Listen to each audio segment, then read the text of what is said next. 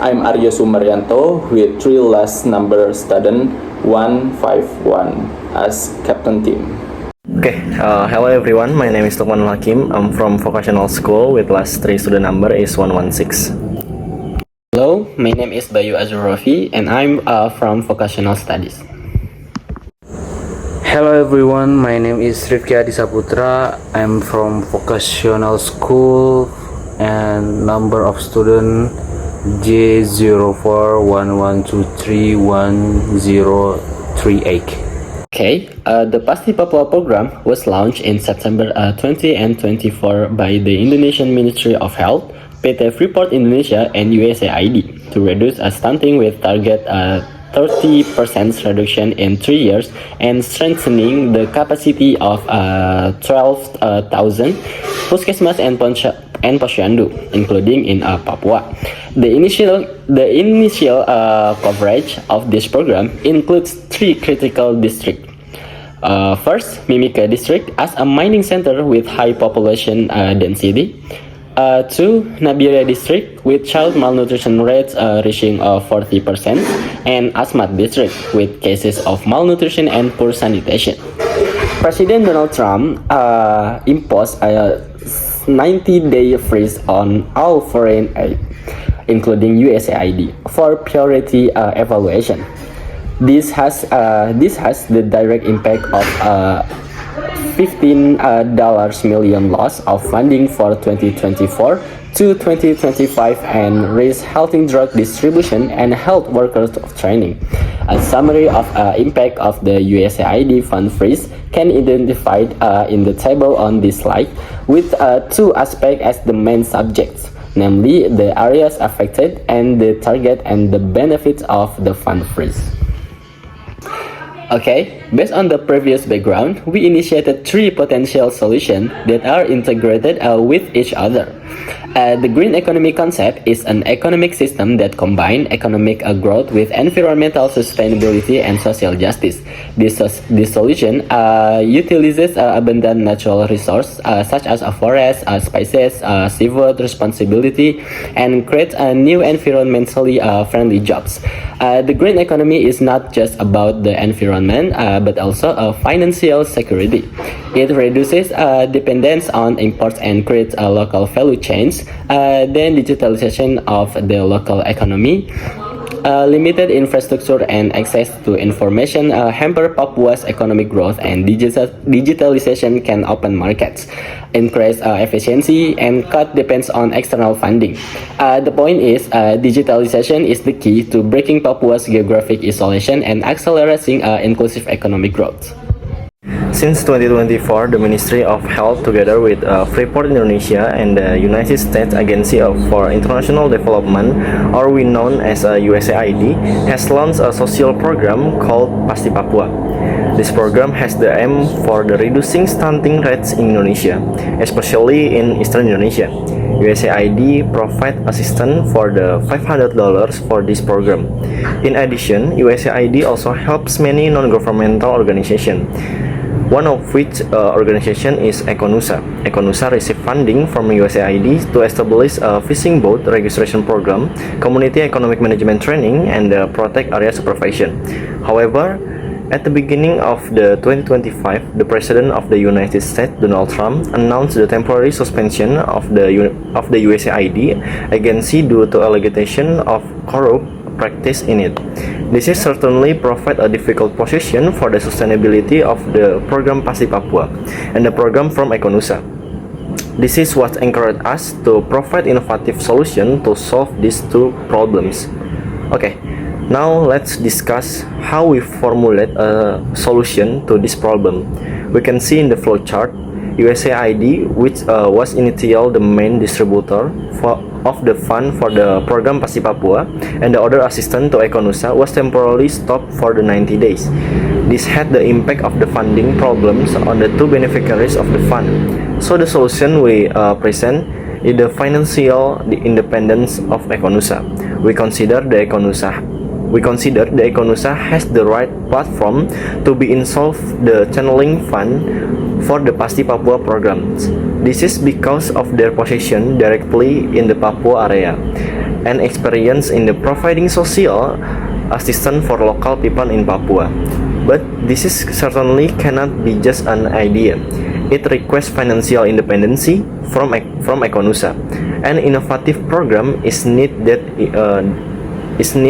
that is financially beneficial for Econusa, so that the problem of the dependency of the Pasti Papua program funds and the sustainability of Econusa itself can be resolved. We initiate 4 flagship programs called Nusa Spice Hub, Nusa Ecotourism Ecollective, Eco Group Nusa, and the last one is Nusa Storage. These 4 new programs will result in the financial independency and expansion of Econusa partnership network with various national and international partners, so that the sustainability of Econusa can be ensured and the dependency of funds from the program Pasti Papua can be resolved with the help of Econusa. We see that are 4 main needs in these problems. The first one is financial independency for Econusa. The second one is increasing the capacity of local communities. The next one is access to information about regional potential. And the last one is alternative funding stream from USAID for the program Pasti Papua. With these 4 needs, we'll formulate 4 problems. The first one is dependency on foreign funding streams. The second one is limit infrastructure and technology. The next one is access to information about regional potential and global market networks. And the last one is low local management and entrepreneurial capacity. So, from the needs and the problem that we are formulate, we came to conclusion that to empower the Papuan communities in inclusive, sustainable manners, an independent economic model based on local potential and strengthening community capacity through training and the business support is needed.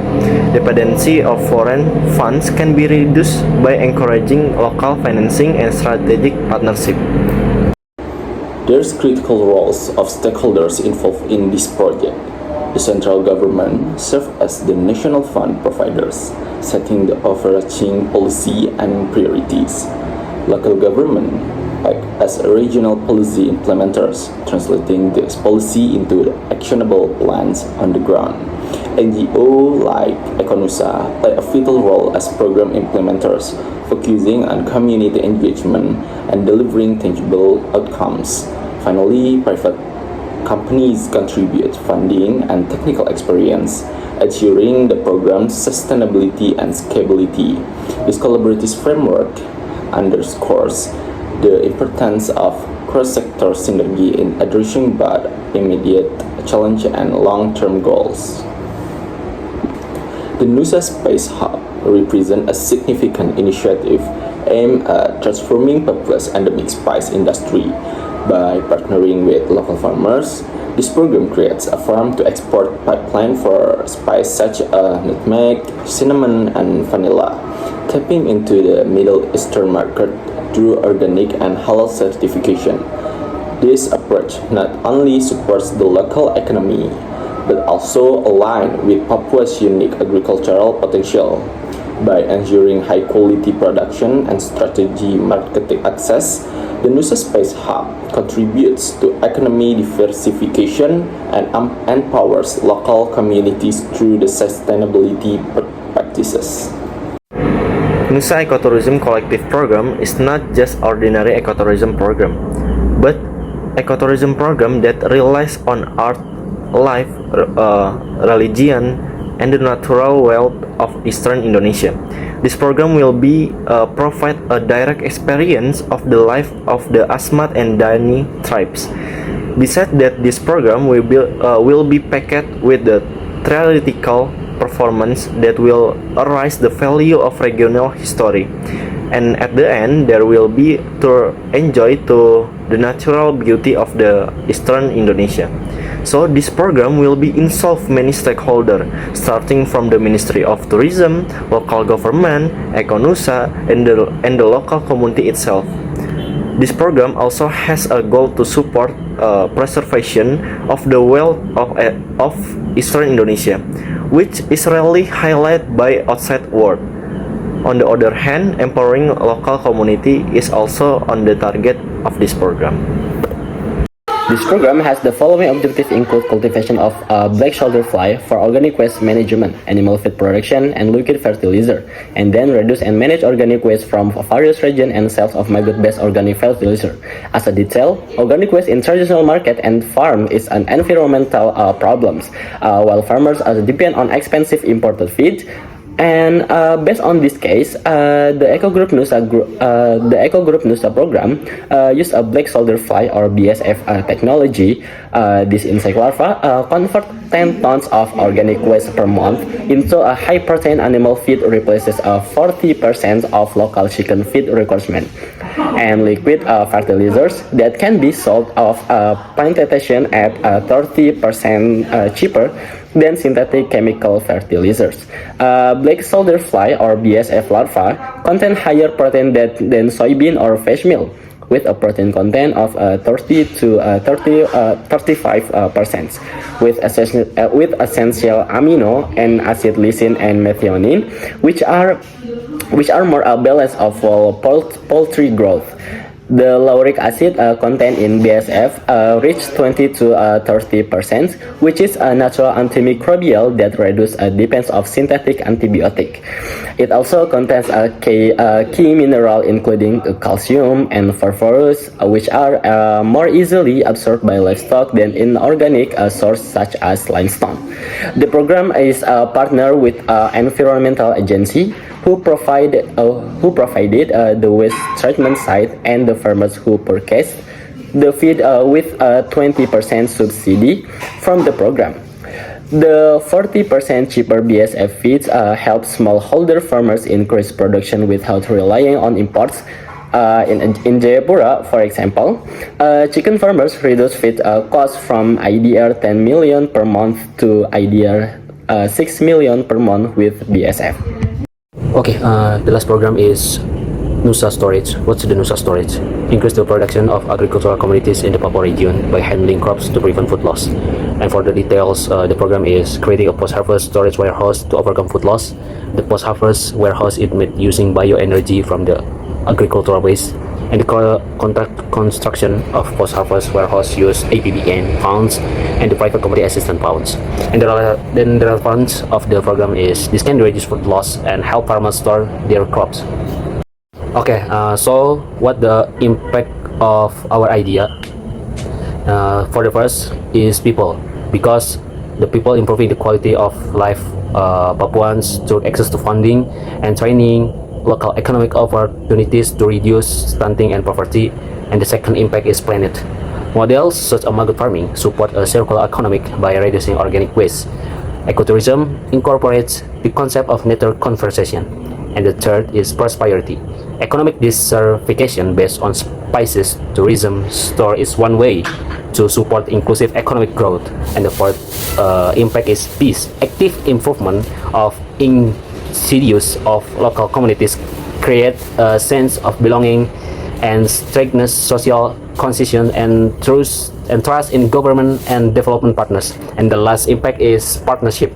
Collaboration of central and local governance, NGOs or Econusa, is being the private sector strengthens cross-sector synergies. Okay, for the strategic way for Indonesia to reach SDGs number 17, for the first is mobilization of additional financial resources for developing countries from various sources. A blend financing model of private partnership, local governance, and national donors is surplus for funds from USAID.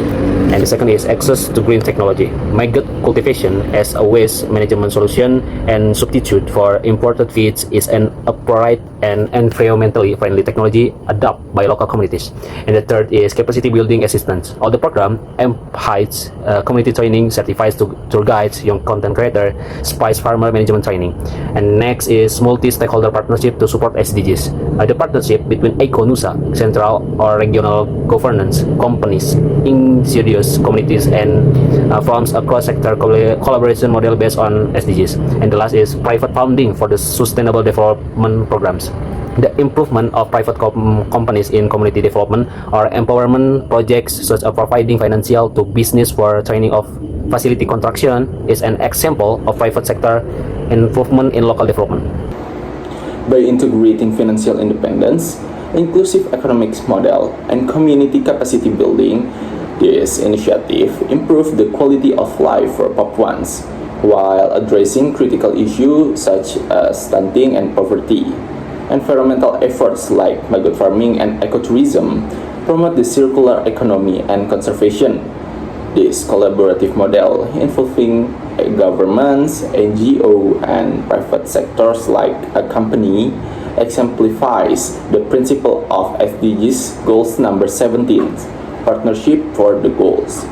Through blended financing and capacity building efforts, we move closer to a self-reliant and sustainability Papua.